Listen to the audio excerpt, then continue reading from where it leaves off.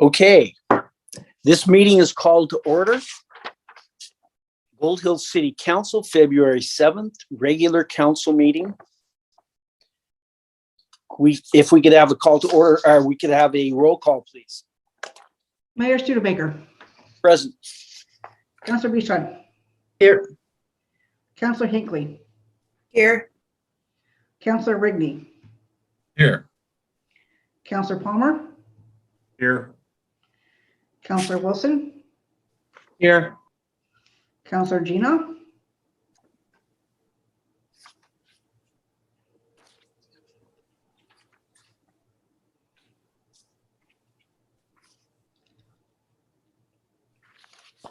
Councillor Gina.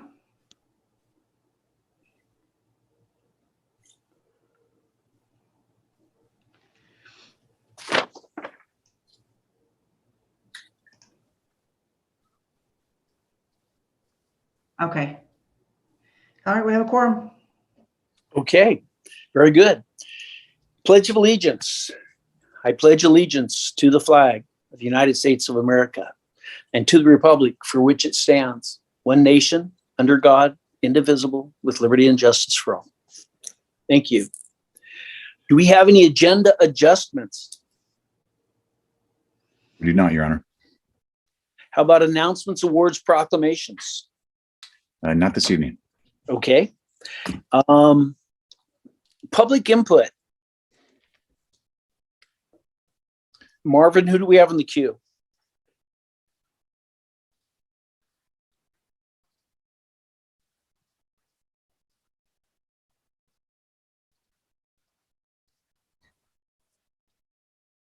Yeah.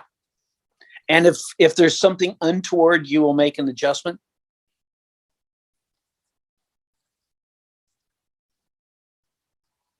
Okay.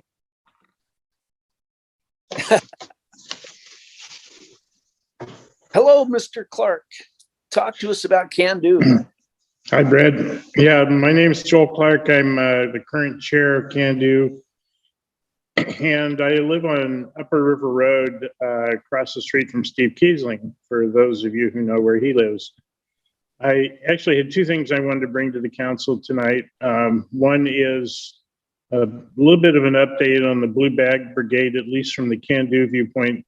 The Blue Bag Brigade was fundraising that Can Do and the city were collaborating with to collect bottles to raise funds for Light Up Gold Hill. The final wrap-up numbers I still haven't seen yet. I expect to see them in a couple of weeks, but my understanding is that there was at least $2,000 more raised than we spent on Light Up Gold Hill. And so at the last monthly board meeting, we had some discussion about those funds and about the future of Blue Bag Brigade. And the Can Do board's view was we wanted to continue the Blue Bag Brigade. We wanted to take any extra funds we had this year and put them into the fund for next year's Christmas Light Up Gold Hill activities. And continue the fundraising through collecting bottles at the City Hall and other places throughout the year to raise more funds. We had some discussion of the possibility of using those funds for community projects other than Light Up Gold Hill. And it was agreed that if anybody had an idea of a project that might be worth funding that way, that the approval of that diversion of funds from the Christmas activities would be up to both the Can Do board and the city council to weigh in on. Miss Hinckley, you want to have something? So, Mr. Clark, I know that there has been some discussion here on the council, and it might be brought up at the next Can Do meeting about possibly some of the brigade funds being used for things like other than the winter holidays, like maybe the 4th of July, and updating the flags and things like that that go along the roads. Stuff like that might be nice to decorate for other times of the year as well. Yeah, I think the Can Do board was favorably disposed to using funds that way, but we kind of agreed that it was a mutual decision between the city and Can-Do. The other topic I wanted to bring up was I've seen some interest in social media in a community garden, and there previously was a community garden at the Moose Lodge. It was in association with Access that has not been going on, I think, for at least a year, maybe 2 years. The local staff moved on to other things. And so there isn't currently a community garden in the Gold Hill area. There's some in Central Point. I was kind of following up on seeing this interest in social media, and at the same time, I was participating in some of the Park Advisory Committee activities around vegetation management and fire mitigation in the sports park and beach park areas. And in fact, last Thursday, there was a Park Advisory Committee meeting where we did a walkthrough of the park, and all the areas in the draft report were discussed. And in that same meeting, there was an agenda item to discuss the possibility of a community garden somewhere in the city parks. The people I talked to, I mean, it was briefly mentioned as part of the ongoing agenda, but I also talked to some people as we walked along the paths. The people in the advisory committee seemed generally favorable to such an idea, depending on proper planning for development and ongoing management of such an area. We actually did discuss a location as well, and that location was near the water intake treatment building, the area that the blackberries were removed last year, between the bike path and the residences in that area. That might be an appropriate area for a community garden. So based on that interest, I was looking forward to, in the next few weeks, try to get some of the people I've seen on social media, announce a gathering to sort of create a Gold Hill Garden Club set of volunteers to try to go through creating a plan for development and maintenance of a community garden, bring it to the Park Advisory Council for review and you know, hear their recommendations. And then, you know, if they're still favorably disposed, we bring it to the city council as an action item. I envision such a plan would have to include fencing and locked gates around the garden space, and a team of dedicated volunteers, probably an organization with, you know, a president and stuff like that. Whether that's a separate nonprofit organization or not, or whether it's a subcommittee of Can-Do or not, I don't know. I don't care. But I think it's important to know who's going to be in positions, and that there's an organizational structure to continue having people dedicated to doing this going forward. There would also have to probably need to be soil brought in and beds for garden beds.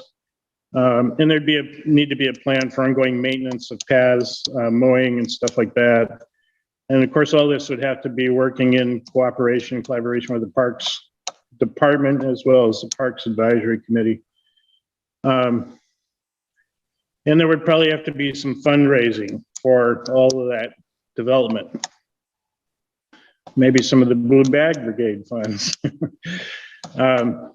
So this is a bit of an advisory to the city council. I did discuss it with Jerry today as well, just saying I would like to go ahead and try to bring some people together in the park to talk about a community garden and to talk about a plan and the process for getting the city approval for doing it.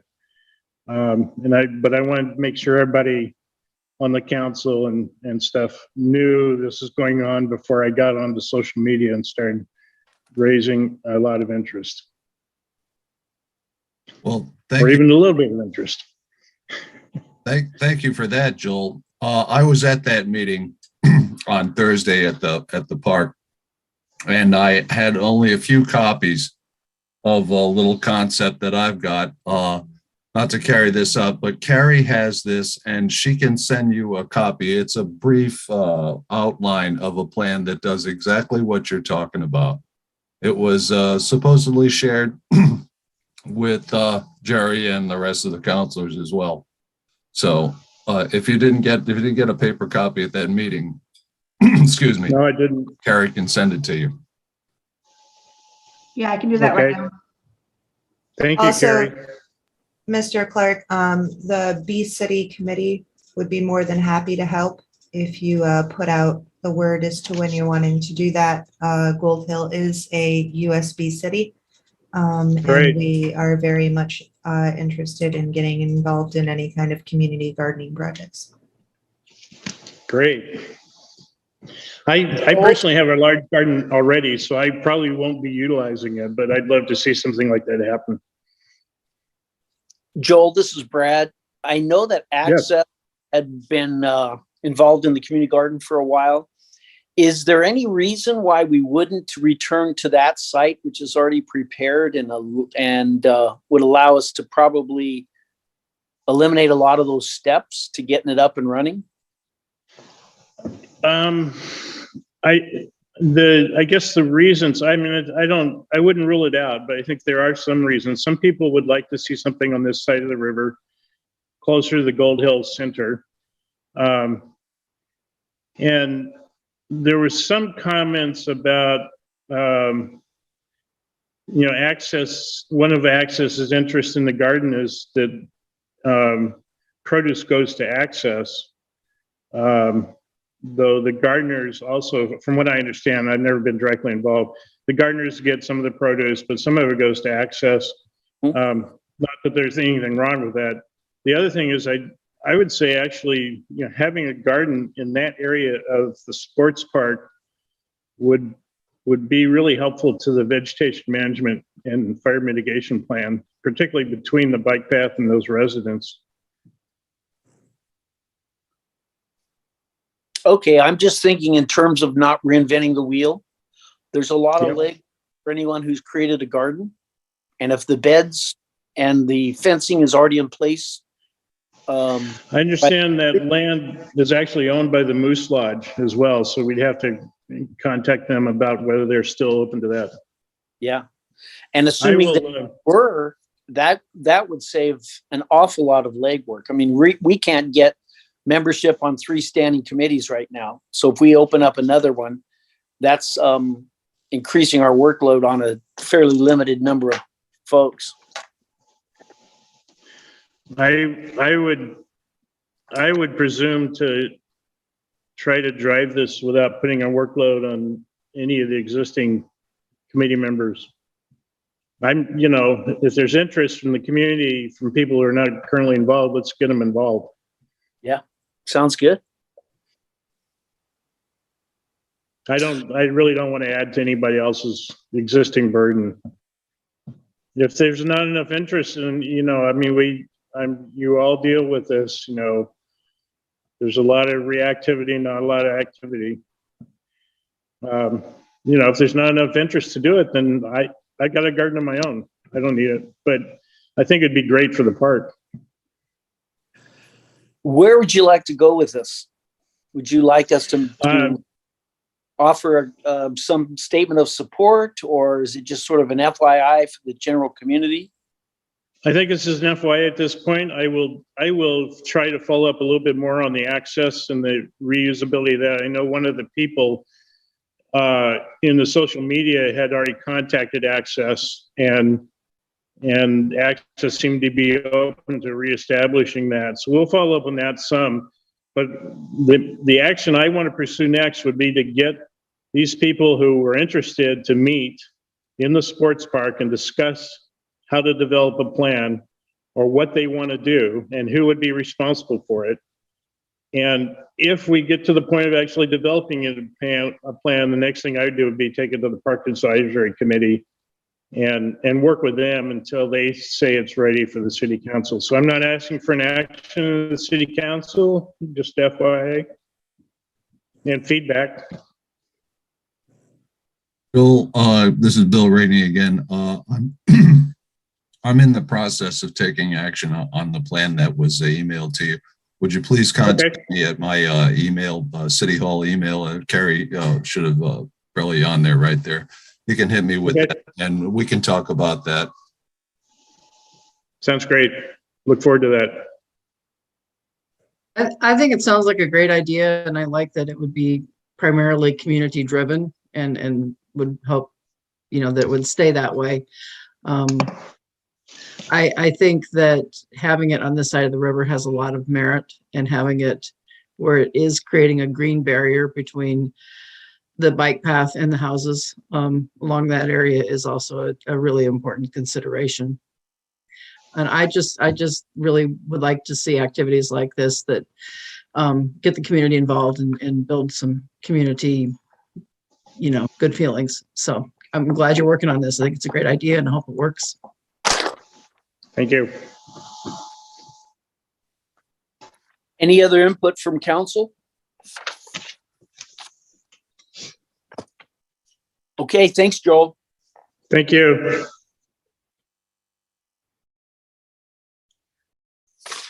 Item 6.1. Marvin.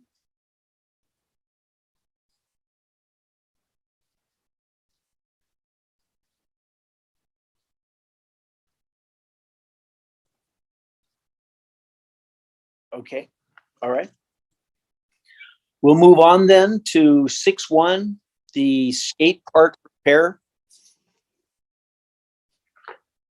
Thank you, Jared? Mayor. Yep, thank you, Mayor, members of the council. This was on the consent agenda. If I would have realized we only had one item for the consent agenda, I would have just made it an action item. But this was brought up at our last council meeting. It was an item from Can Do where they have met with a contractor who wants to resurface the skate park bowl, if you will. And it was my recommendation that we get council approval before any work was done at the skate park. And because it was brought up last meeting, without being agendized, we had to put it on this meeting's agenda. And here it is before you. As you can see in the items that we delivered to you for review, the bid is in there from the contractor. This takes no money out of our general fund, and Can Do is going to coordinate the repair. So it's just up for your review and approval.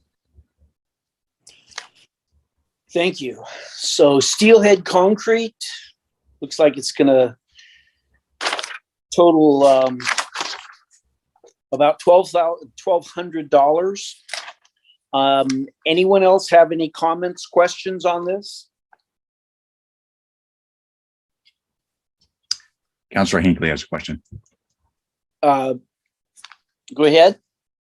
So my only concern with the repair is I wanted to make sure that that pool stuff that they're going to put on there, that's the proper grit for a skate bowl. Because if you don't put the proper stuff on a skate bowl, it can cause injury. It's my understanding, and Joel, you're still in here with us. You can confirm this, but it's my understanding that the contractor is actually a skateboard enthusiast who's familiar with the materials that need to be used. Is that correct, Joel? Yes, they have constructed other skateboard parks. Okay. Okay, yeah, that was my only concern. I wanted to make sure it was going to be safe. Seems like a reasonable idea. No, we've talked about this for a long time. I'm glad this is moving ahead. If we have a motion to authorize Can Do to coordinate surface repairs and a second, anyone? I'll make the motion to allow Can Do to coordinate the surface repairs at the Gold Hill Skateboard Park. I'll second. Been moved and seconded. Roll call, please.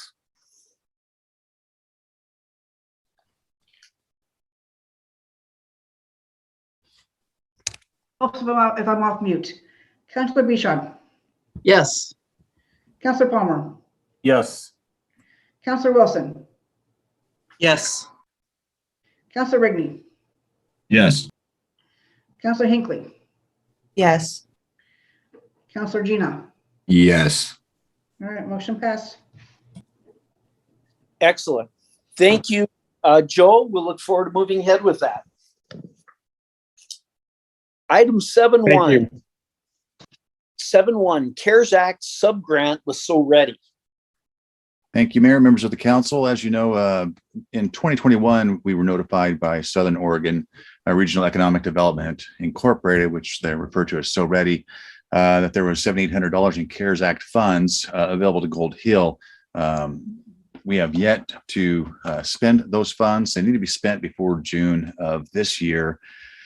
In anticipation of going back to live meetings or in-person meetings, there are some upgrades that need to be done to the council chambers, and staff recommendation that we use is $7,800 to make these upgrades, which consist of installing some new cameras, adding some cabling, installing an upgraded digital mix soundboard, purchase an audio streaming application, add an additional monitor in the council chambers, and the implementation of a virtual private network. And we're fairly confident we can do all of this for the $7,800. So there should be no impact to the general fund, and it will allow us to utilize these funds before we lose them. This item does require us to enter into an agreement with SOREADY. So as you can see, the motion would involve us entering into that agreement and the council authorizing us to use the $7,800 in CARES Act funds to upgrade audio and visual equipment in the council chambers. And I'm available for any questions.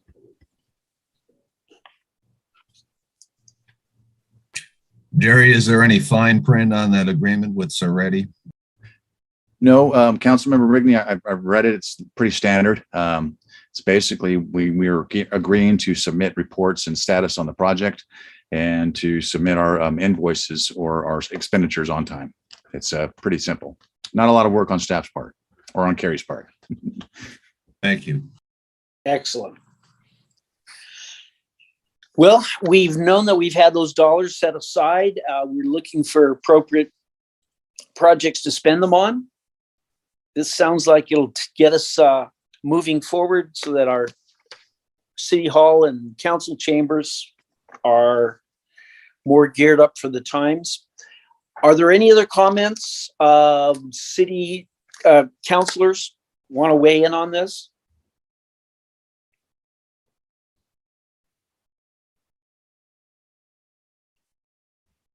Is there any opposition to authorizing the expenditures of these $7,800 and entering into an agreement with SOREADY to execute the authorization?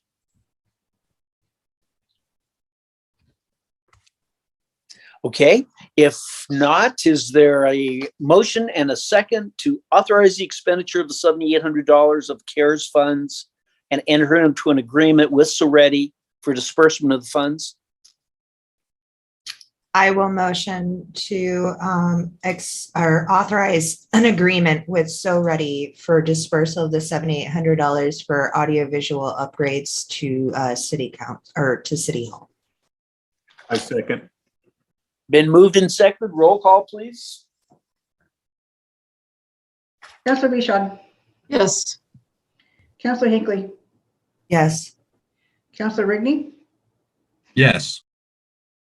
Counselor Palmer. Yes. Counselor Wilson. Yes. Counselor Gina. Yeah. Okay, motion passed. Excellent. Thank you. 7.2, city recorder salary adjustment. Thank you, Mayor, members of the council. This is a little bit awkward, being that our city recorder's in our meeting with us, but this is in reference to her salary. As you know, we brought our current city recorder on board in November, and the approved salary was $52,000 annually. And at the time, we also had an office clerk who was budgeted to receive $33,280 annually. In an effort to save costs and become more efficient, we determined that position, the office clerk position, at this time simply isn't necessary. We didn't have the workload that would keep that position busy all day. So the city recorder did offer to do both duties, perform both jobs. I think it's only fair, and quite honestly, probably keeps us out of trouble if we compensate the city recorder accordingly. So as you can see in the staff report, I'm recommending that we adjust the city recorder's annual salary to $62,400. It's a $10,400 increase from what we approved, or what you approved in November. But when it's all said and done, it'll save the city about almost 23,000 annually by eliminating the office clerk position. So I'm submitting this to you for your review, and I'm available for any questions. I like the idea of spending 10 to save 23. That sounds like pretty good calculus to me. Is this a viable arrangement? Can one person handle both tasks, Jerry? Yes, absolutely. Great. Any council persons want to weigh in on this? I have a question from a personnel and HR standpoint. Are we adjusting the job description paperwork that goes along with this new combined job? Because a couple of years ago, we had an issue with job descriptions up there, and I would like to see an amended one that has this so that her duties are very clear. That's a very good point, Counselor. And I didn't think of that, quite honestly. As you were saying that, I was thinking, well, we should probably wait and make sure this works. But I do think you're right. I think we need to have it in place anyway. So maybe we would have two job descriptions. We'd have the office clerk / recorder position, one job description. And then if we ever revert back to having the two positions staffed, we can revert back to their original job description. So I will get to work on that, and I will bring that to the council, because the council has to approve these job descriptions. So we'll work on that. So Jerry, would we need to have that new job description in place before we vote on expending the money? That's a great question. I don't think so. Only because I know that if I have an employee that works out of class, I can compensate them for that. It's usually based on a percentage, 3%, 5%, 10%. So I think we can use that standard for now. But I do think that we need to get the job description addressed fairly quickly, especially since this is going to be a more permanent deal. Usually the working out of class stipend is for something that's temporary. Say someone takes a leave of absence, goes on vacation, or is injured on workers' comp. So I think we can do this temporarily until we get the job description put together. Okay, good. Anyone else like to weigh in on this? And Councilor Beachside's got her hand raised. Malia? Yeah, I was just wondering, does this amount to any change in hours for the recorder? No, because the recorder and the clerk came in at the same times. We have built in a contingency if the recorder is ill or wants to take vacation. We're making arrangements to have that, at least the clerk position, covered. So there's someone at City Hall staffing the phones and the office. Good. And you still feel that the job is doable, even though you're not increasing Ms. Dollarhide's hours? Yes. Yeah, because the clerk did their duties during the same business hours of the recorders there. So what it amounts to is answering phones and addressing the counter traffic, and the city recorder can do that no differently than the clerk was doing it, and the hours were both the same. So the people coming into City Hall visiting was during that same time frame. And so the recorder can still do all the things they used to do in addition to these new things that they're going to do? That's correct. And I'm trusting our recorder on this, because I haven't done both jobs, Counselor. So I'm trusting the city recorder, and she says, and she's been doing it since December. So it seems to be working out well. And if I can weigh on that, Councilor Beachside, if we remember correctly, our former city manager, Jessica Simpson, was doing both the city manager job and the recorder job at the same time. And I would assume that managing City Hall and doing all of its bookkeeping is a little more complicated than doing the water billing job and recording. Right. Thank you. Yeah, and we've gone through a couple building cycles, water bill cycles. We've paid billed a few times, and we've done payroll a few times. So it's worked out well so far. And I will tell you, members of the council and mayor, that if I do see a problem, if we find ourselves getting backed up in one position or the other, we can always revert back and hire a clerk. So it's not my suggestion to eliminate the clerk position completely. The job description will still be there. I think we're fortunate to have an employee who can do both jobs right now. Sorry, I can't raise my hand because my camera's not working. But so if for some reason you did have to revert back, would you be able? You can't take the salary away from her. No, we couldn't. So you would be. So that. You're that correct. might be an issue. So I don't know. I mean, Carrie, I think you're doing a great job, and I think you deserve the raise. But I guess if she were to leave, then we could split the two positions up. That's correct. But if you were to need to hire somebody else, you would have less money to work with. That's correct. And also, what you said you have something in place to cover her if she goes on vacation or something. What is that plan? Who's going to do it? She's identified someone that she can train up and replace the clerk position while she's on vacation or on time off. What does that mean? Like somebody that's just going to come in and work a week here and there? Yeah. Basically a part-time or a temporary on-call part-time employee. Okay.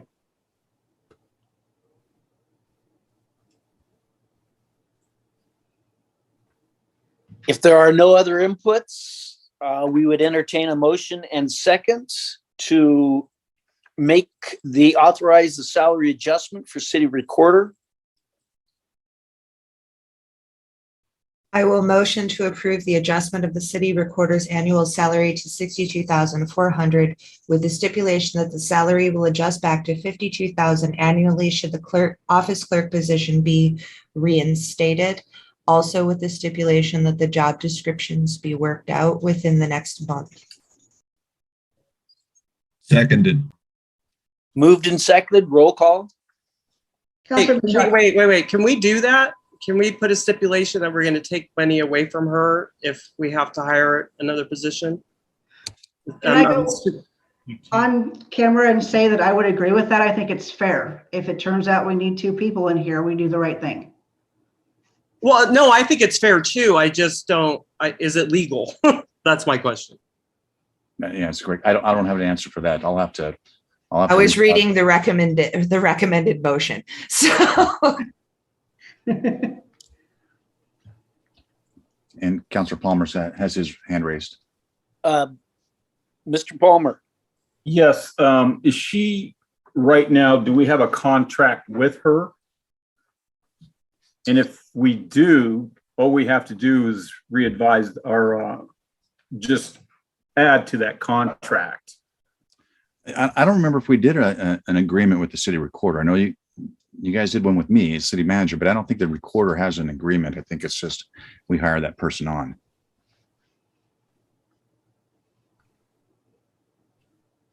I think we should table it until we get clarification on whether or not we can revert her salary back if for some reason she cannot handle both positions, because I don't think that's legal.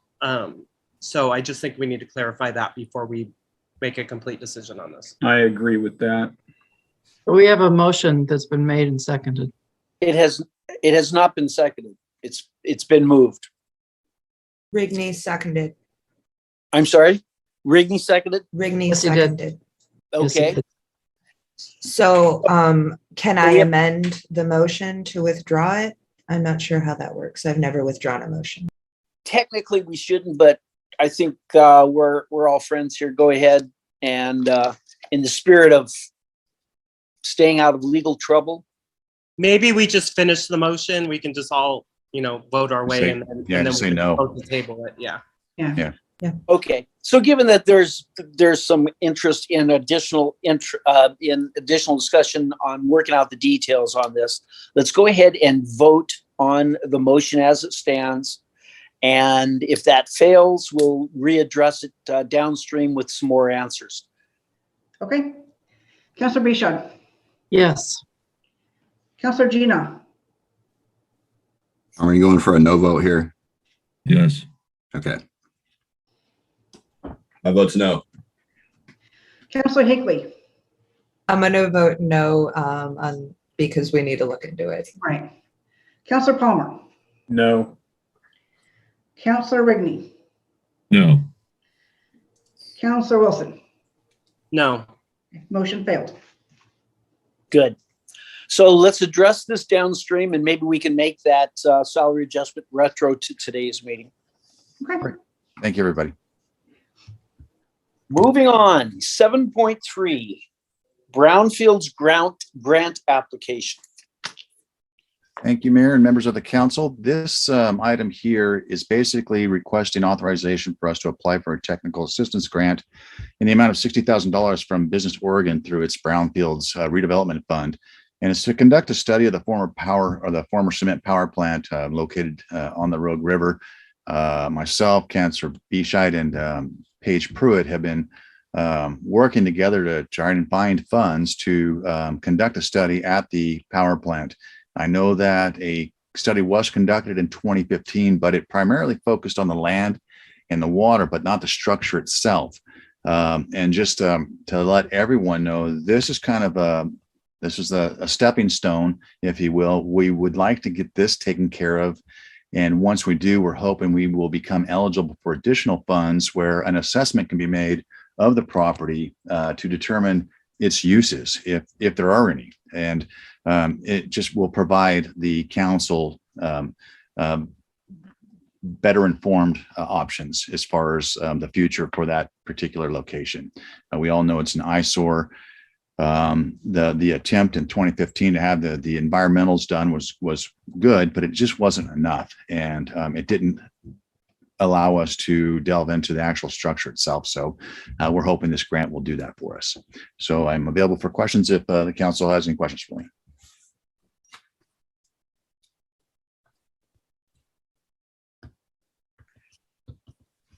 I guess bottom line, Mr. Manager, the application has already been completed. It would require no additional staff time and energy. That's correct. Yeah, the application's done.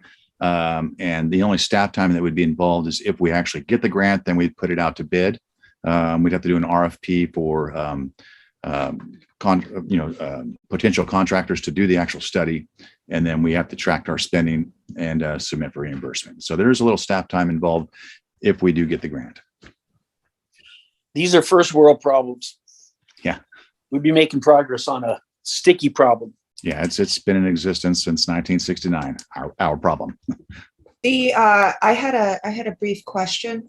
Mm-hmm. Yes. Jerry, do you think that it would help if you got the reports from the fire department on how many fires have been out there over the last 50 years? Because it's part of the proof that place is a danger. And I know that they have those reports. You could possibly add it to the grant application. I think it would be very helpful. But honestly, I'm not sure we're going to need them. In our conversation with the representative from Business Oregon, we're an excellent candidate. And I think the photos and the actual grant application itself should be compelling enough. Now, if we get turned down, then maybe we can make that our plan B and submit again and present an even more compelling argument. I just want to clarify that what the grant is it's going to be funding two different studies. One would be a structural integrity study of the building itself to see whether it has enough integrity to be reused or whether it needs to be torn down because it's dangerous. And then the other one is to look at the materials used in the building, because whether we reuse it or tear it down, we have to know what kind of materials we're looking at. Is there asbestos in the cement, in other words, and who knows what other kinds of things. So that's primarily what it's going to look at. I think the fire hazard is important, but I think the two things we're mostly looking at is structural integrity and hazardous building materials. Good point. Anyone else? Yes, Mr. Mayor, Brett, Jerry, make sure we're not spending a lot of money, where if we can do a chip sample and bring it down to Nilsson and see what the composite of the mortar is, we're in a lot cheaper. Right, council, understood. And I'll make sure that we are in compliance with what the EPA wants, because they're going to be a potential grantor in the future. So we want to make sure the study meets their needs or expectations or their what they're requiring. So yeah, most definitely we'll try and do it the cheapest we can, but we also want to make sure that we meet the criteria for any future grantors that we may be going towards. If this is a division of the Oregon Business Development Department, I'm guessing they know what they're doing. They've done these before. They're going to go through the due process and make sure that everything is in compliance with what DEQ and the other agencies need. Is that a reasonable assumption? Absolutely. And Councilor Beach, I can speak to this as well. We've been put in contact with some great resources, from EPA to local resources and state resources.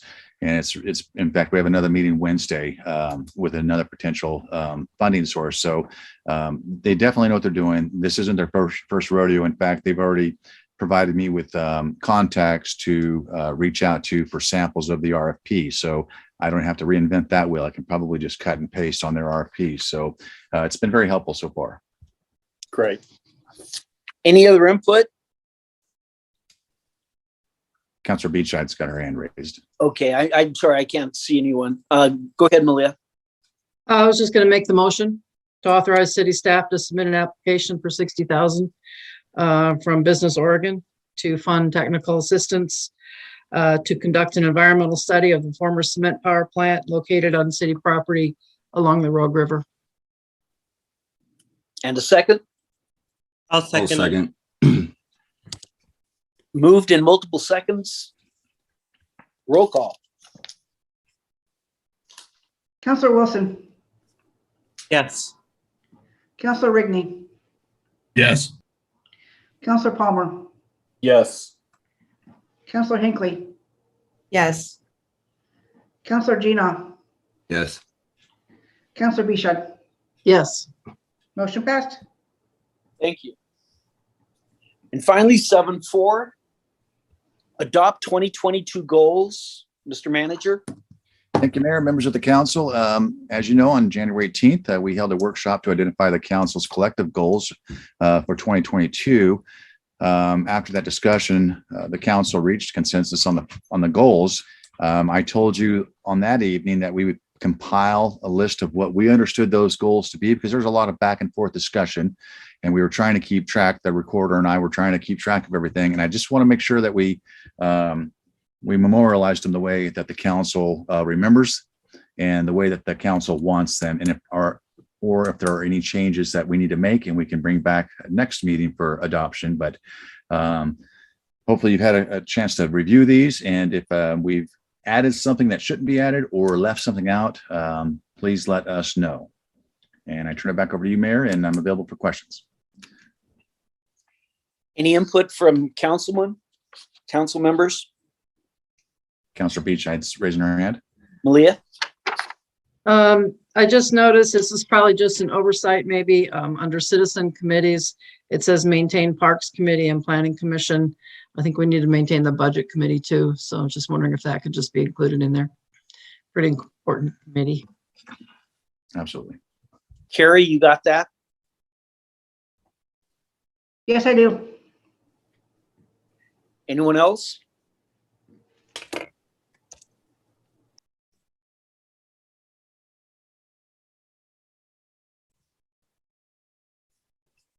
And Mayor, if there's no further additions or deletions, I think we can make it with a motion, and just in that motion include that we add the Budget Committee to that motion, and we can knock it all out tonight instead of having to bring it back next meeting.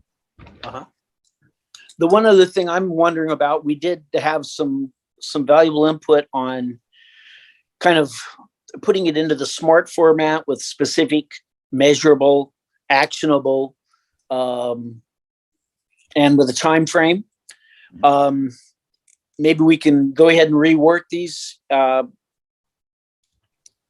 Excel spreadsheet with those additional elements added, a person who's responsible for it, and maybe we can turn them into more actionable items, line items.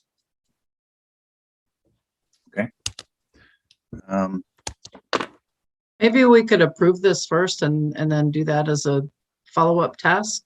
It's kind of just bookkeeping, or, I mean, I don't disagree. relational task. Okay. I'll make a motion to adopt the Goldtail 22 goals with the addition of adding budget committee to the committee line. I'll second. Moved and seconded. Roll call. Counselor Palmer, Yes. Counselor Bishai, Yes. Counselor Wilson, Yes. Counselor Rigney, Yes. Counselor Hinckley, Yes. Counselor Gino. Yes. Motion passed. Very good. So that concludes our council action items. Reports from counselors. Updating us on activities pertinent to what we're doing here. I have an update. It's actually in relation to our goals. I have a meeting on Wednesday with Rob Lowe of the Parks Committee to discuss EVs in the parks, and looking forward to gazebo projects, things like that, electric vehicle chargers. We're going to pursue that and discuss some of the grant programs that are available going forward. Excellent. Anyone else? Department. Brad. Yes.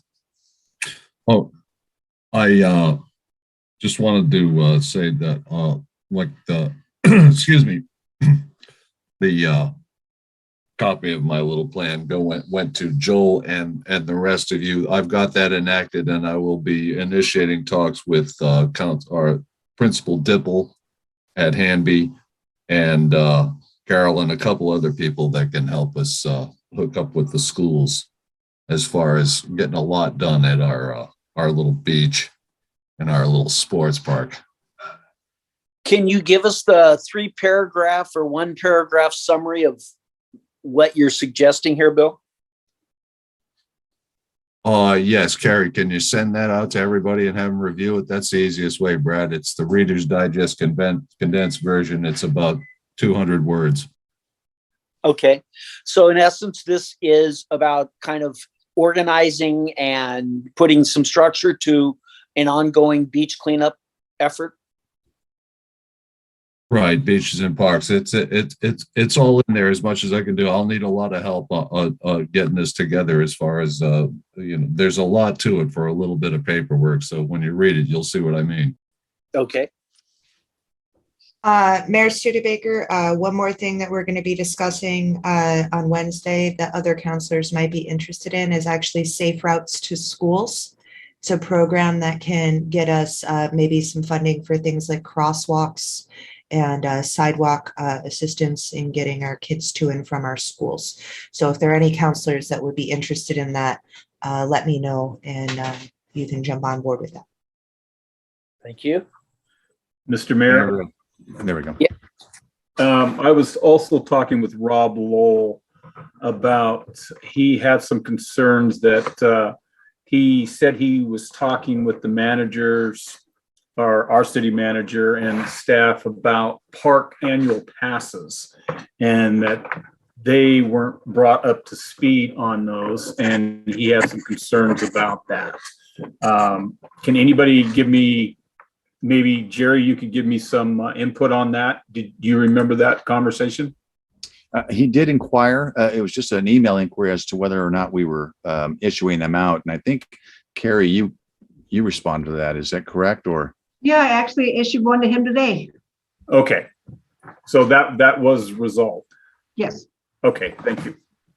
So we're still going to offer park passes annual basis, $40, $20 local. Yes, from my understanding, yes. Okay, great. So I have a question about all that. As I remember, I thought that Steve Kiesling came representing Parks Commission to City Council and recommended that we eliminate fees for the parks. And there was some discussion about that, but it seemed to have just died out. I was just wondering, are we going to pursue that? Is that something we want to do? If so, why are we issuing annual? and if I could speak to that, Counselor, Sure. that is a discussion apparently that occurred during a park committee meeting, and it happens to be one that I missed. I think I was out of town, and it was mentioned to staff that the park committee voted to do away with the parking fees, but nothing has been brought to the council. And I'm not sure if the park, and it's never brought up again since I've been to the park committee meetings. I'm not sure if they understand that if something like that is going to be done, it needs to be acted upon by the council, not the parks committee. So that's as far as it went with, as far as I know, is a discussion amongst the parks committee, and it hasn't come to the council, not since I've been here. And that conversation apparently occurred in November or December. So I was here and it hasn't come to council. Is that something we should put on the agenda for next meeting to discuss, or?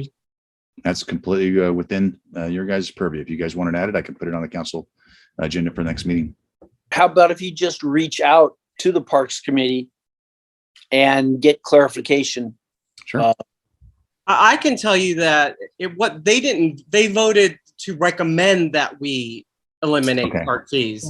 And I personally think it's a horrible idea. It's one of the few revenue streams that we have in the city. And it's not, I mean, it's $20 a year if you go get a park pass. It's not that big of a deal. So I think it's a terrible idea to get rid of it. How much revenue does it actually generate for the city? Carrie, do you have a ballpark figure? I don't have a ballpark figure. I can look in the system in one of the accounts and get back to you. Maybe share that with all of us in Yes. an email. We'll just, I know we've had problems in the past with a lot of the money being stolen, but I think I've talked to Jerry, and I'm hope we're working on doing more of a like an app based payment this summer, so that instead of collecting cash, people pay with an app, and then we can track their license plates through the app, so that the money's not being stolen constantly. Yep. I like it. I think Mr. Clark has a question. Joel. He's not really allowed to talk during the meeting. Sorry, guys. Yeah, that's technically correct. Joel, if you would maybe reach out and give Jerry a call tomorrow morning, we would be interested in knowing your thoughts. Any other counselor? Understand. Yes, Jerry, I've got one more thing. Is what's the update on the water meters we got from Jacksonville? Is there a return thing on that, or what's going on there? I'm still working on it, Counselor. Yeah, it's sticky because there's a middleman, our former engineer. That's a sticky point. So I'm working on it. Short answer for you. Thank you. You're welcome. So functional readable meters are also up in the air at this point.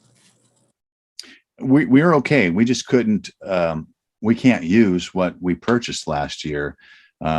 So what we're replacing meters with now are just their newer meters. We're just having to pay full price for meters to replace meters that need to be replaced or new meters. But yeah, we just can't use what we paid for last year. Are they RF readable, or is it still manual reading?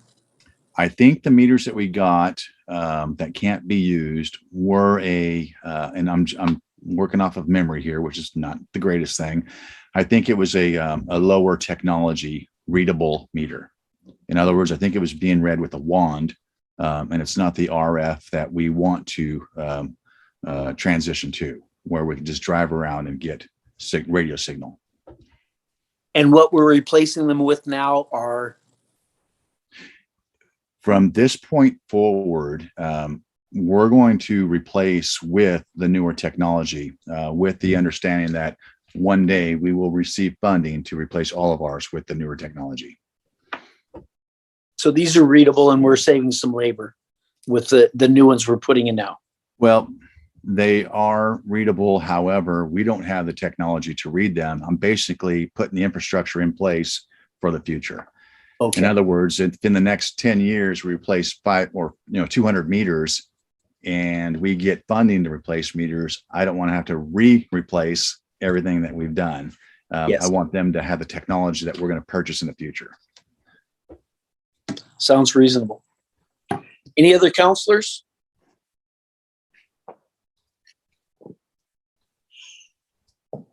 Any department report, additional input from Jerry or Carrie? I've just got a few things, and we've been rolling really nice tonight. I hate to keep everybody in the meeting any longer, but I do have a few things I just want to go over with the council. As was mentioned earlier, there is a wildfire fuels management study completed. The draft is done. I'm reviewing it, and I will hope to bring that to the council for adoption at our next council meeting. But I did want to let you know that that's in place. It's going to be helpful in regards to getting funding for help reducing these wildfire fuels. Because we will have a plan in place. So we're reviewing that. I'm just going to make sure that it works well for the city and it addresses our problem, but I should have that to you by our next council meeting. I know there were some concerns voiced primarily on social media regarding the termination of our agreement with the Sheriff's Department. I wanted to just talk about the elephant in the room. I am still working with our insurance company who has referred us to their specialist when it comes to security. In fact, most of you met him, Stuart. He was in your work session when this was all discussed over the summer. So I have another conference call scheduled with them this week to discuss their concerns about the agreement with a private security company. I don't know how many of you heard today that there was a police presence in our city. I got a call from a counselor. My wife saw them, and I got a call from someone else. So and it was actually helpful because it did demonstrate that the Sheriff's Department is still in our community. They still come here. I still don't know what they were doing. I apologize, but I don't know what they're doing, but they were here. But I think it's important that we continue to send the message out that the Sheriff's Department still responds to calls. If you call the police, they will respond. The only thing that has changed is they are no longer obligated to spend so many hours per week in our city. And then with the security, it's basically another set of eyes in our city, more village, we want more vigilance. So I'm looking forward to bringing them on board. I think when people start seeing this company traveling through their neighborhood a couple times a day and in the evenings, different times, and in the parks on foot patrol, I think it's going to set a lot of people at ease, and they'll realize that we weren't getting this from the Sheriff's Department. They don't have the resources to do it. So, and we're getting it at a fraction of the cost. So I'm hoping to have that to you soon so we can get them on board. And then finally, as you know, at our last meeting, we did approve some expenditures from our MRMPO money. So today we initiated the work on the gazebo roofing and the trail repair. And when I say we initiated work, we've called the contractors or the vendors and gave them a heads up that, hey, we have the green light to move forward. So should start seeing some positive activity out there at the park. And I believe that is it. And I'm available for any questions. And Councilor Hinckley?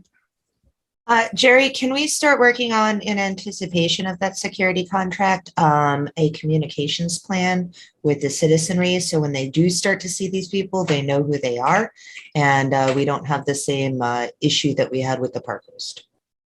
Absolutely. Yeah, and that was one of the things I spoke with them about. Can citizens call them, the security company, if they have a concern? Have the example of the convenience store downtown where the clerk didn't feel safe going out to her car. Can she call the security company to come and escort her out to her car? And again, that's something they could call the sheriff's department for, but the sheriff's department may never show up because of their calls for service, their backlog. But they did assure me that someone could call and they could address those kind of calls. And I think it's important, if I can, real quick, to let people know that, we're not hiring a security company to become our police department, because there will be questions of training and qualifications. I understand all of that. I'm probably better than anyone.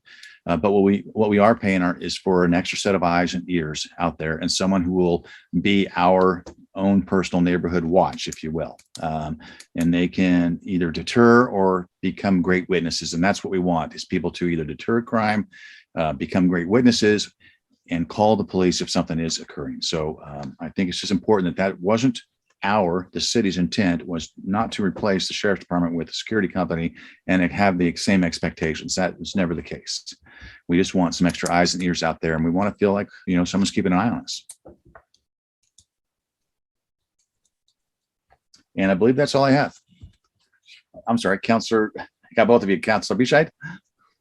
Right, thanks. This is back about the MRMPO funds. I think we still have some further discussion on that, don't we? And We do. will we be doing that at the next city council meeting? Your guys' discretion. I'll throw it on the agenda. I'd sure like to get it done. Absolutely. Okay. I see a few Right. nods, so Yeah. we can do that. And my comment was just to support you in that, Jerry, is that sometimes all it takes is a second person to make you feel a little bit safer and to make a situation safer. Yeah, So. understood. Agreed.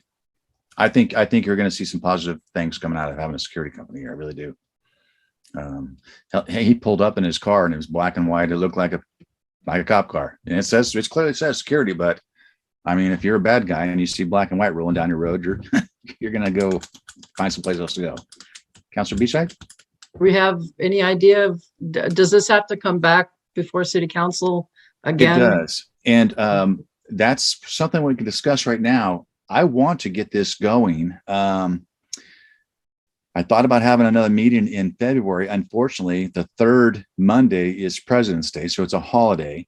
I thought about the Tuesday, the 22nd, but we have a planning commission meeting. The 23rd is available if you guys are available. We can, and if I can get this agreement past our insurance. I'd be up for that. And maybe roll the MRMPO into those, Sure.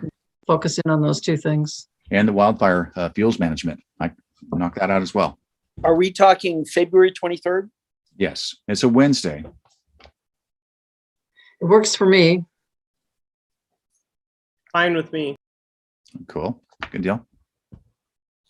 Good. Good. I'm good. I don't want to start a precedent of non-Monday meetings. Understood. It's just it's yeah. Yeah. It's a fluke that our third Monday, we could do the fourth Monday if you want. With the 28th? Yeah. I mean, yeah, if we want to keep Mondays, we could certainly do it. Yeah. That works better for me. Works for me. I'm free both days. Awesome. Don't be such a traditionalist, Brad. Yeah. It's just my wedding anniversary. It's okay. Oh, no pressure. And it just means we'll have meetings 2 weeks in a row because we'll have a meeting again the following Monday, the 7th. Yeah. So Yeah. Okay. But- That So actually the gives me another 28th? week. That gives me another week to make sure everything's done. So if that works. I would like to clarify, are we doing a regular meeting on the 28th or a workshop? That's a great question, because we want to roll the MRMPO, we'd have to do a budget committee meeting. If it's okay with you all. That might actually work, because if we do the workshop and the budget committee on the 28th, we can't make any decisions, but then we have a meeting immediately following the next week where we can vote in those decisions that were made at the workshop. Okay. So Got a it. budget committee and a workshop on the 28th, regular council on the 7th. That's correct. Yeah. Well. Okay, so budget committee on the 28th. Assuming the budget committee members can meet then, because they're not here to Yeah. tell us whether they're available. We'll reach right out to them. So basically that Monday, the 28th would be MRMPO.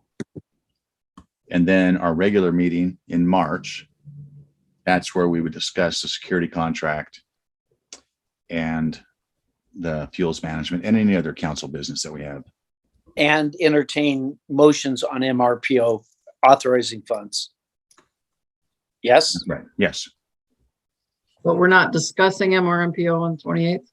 Or I are thought we? that's, We are.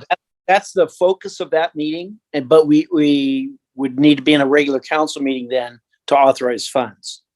So then that would roll to the following week, the 7th, as an agenda item.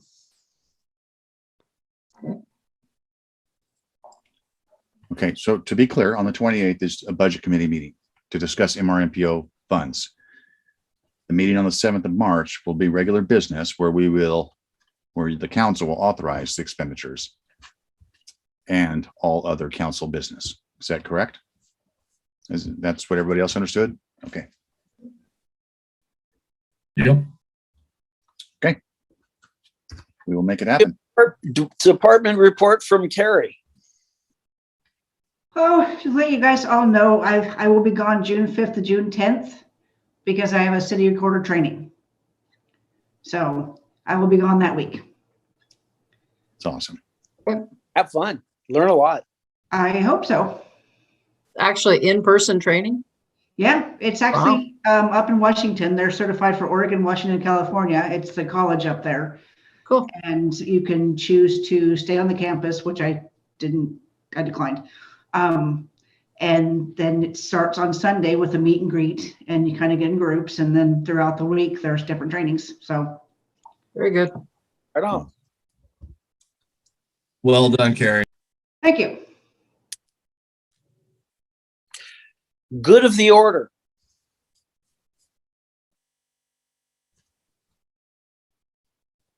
Good of the order. It's Valentine's Day this weekend. Make sure that you honor and respect your significant other and don't get yourselves in trouble so that we can have a meeting on the 28th. Anyone else? Well, true enough, Councilor Hinckley, and as well, I'd like all of you to take a look at that little plan I sent you. I'm going to need a lot of help coordinating it. If we can get the schools and all the organizations that are around us and that we can make up to take care of our beaches and parks and everything, we can make a long stride toward getting a lot more manpower in there is what we need. Money and manpower cures everything. Hate to say it, capitalist of me, but money and manpower can move this planet. And that's all I've got to say on that, guys, and have a good night. Awesome. Thanks for your effort on that, Bill. Okay, with that, good meeting. Thanks for working hard and getting this stuff done. We will see you all on the 28th. This meeting is adjourned. Right on.